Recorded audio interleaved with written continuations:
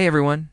Today we're going to talk about the Seraphim. In our previous episode, we talked about the Cherubim, those four-winged, lion-bodied, human-faced beings that guarded the Garden of Eden after Adam and Eve were kicked out. And today we're going to talk about another type of heavenly being, the Seraphim. The word Seraphim is actually Hebrew in origin, spelled S-E-R-A-P-H-I-M, and it means burning ones.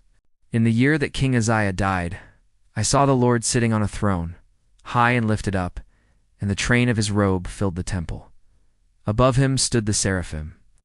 Each one had 6 wings, 2 of which he used for flying, 2 he used for covering his face, and 2 he used for covering his feet. And they were calling out to one another and saying, "Holy, holy, holy is the Lord of hosts. The whole earth is full of his glory." The doorposts and the thresholds were shaking at the sound of their voices, at the voice of the caller and the response.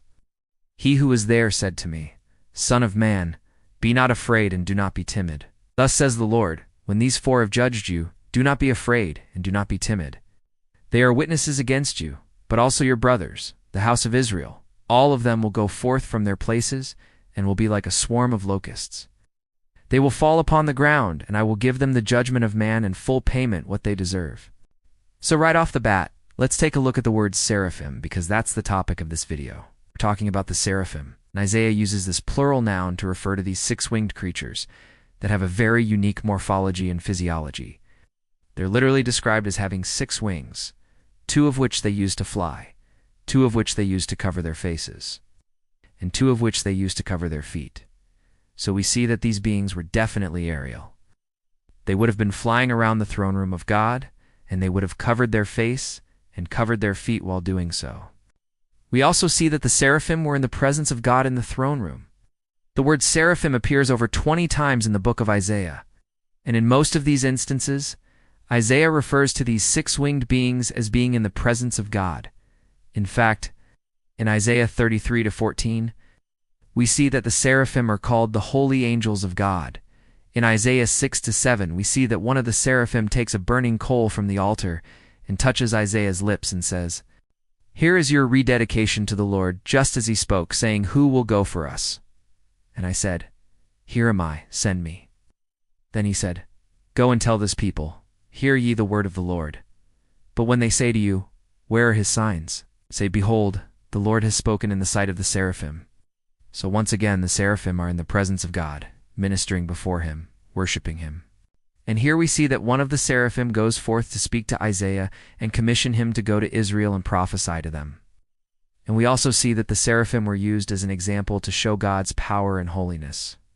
In Isaiah 6:2-2, we see that the seraphim were above the prophet Isaiah. And in Isaiah 6:2-6, we see that the prophet Isaiah felt unclean because he was in the presence of God and these holy beings. And it was only after a seraphim took a burning coal from the altar and touched his lips that Isaiah was cleansed and set apart for the task that God had given him. We also see that the seraphim sang praises to God. In Isaiah 32:11, we see that the seraphim will sing as they burn away the ungodly. And in Isaiah 32:33, we see that the seraphim are singing as they pass by. They are passing by on swift wings, as it were, the wings of the cherubim. They will make the shadow of the wings of the morning. We also see that the seraphim proclaim the holiness of God. You've probably noticed that the word holy appears quite often when we talk about God. And in Isaiah 6:2-3, we see that the seraphim were crying out, "Holy, holy, holy is the Lord of hosts. The whole earth is full of his glory." So the seraphim were proclaiming the holiness of God and recognizing him as the source of all purity and perfection. We also see that the seraphim were active during both day and night.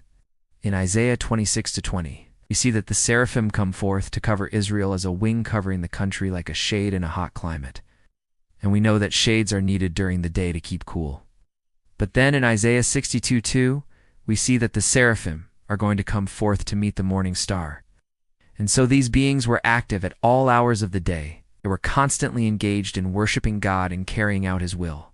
Now we can see that the seraphim were depicted as having a humanoid form. In Isaiah 4:2-2, we see that the sons of God are described as being purified like the seraphim.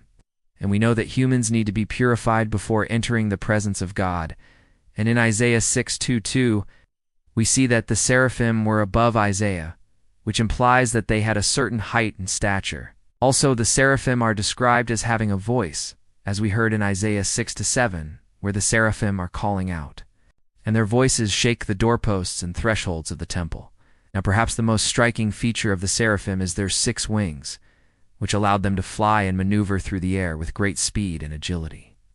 We see that they would cover their face with 2 wings, which may have been a sign of reverence and worship. Or it could have been to conceal their identity, because they were, after all, divine beings. And we also see that they would cover their feet with 2 wings, which may have been a way to purify themselves before entering the presence of God. Or it could have been to protect their feet from the fire that surrounded the altar.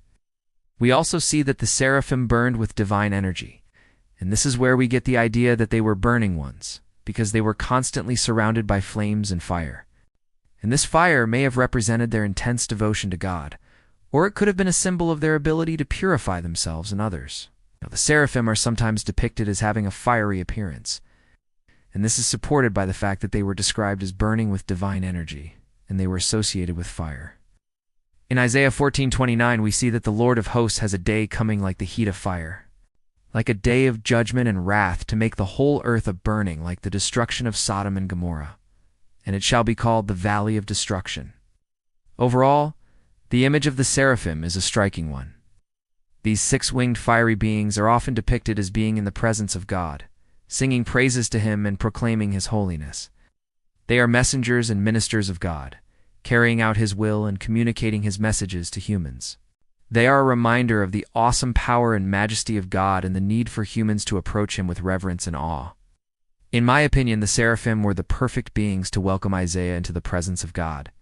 They were the embodiment of God, holiness and purity, and they were a fitting introduction to the divine. That being said, I hope you enjoyed this video and learned something new about the seraphim. If you did, please don't forget to share this video with your friends.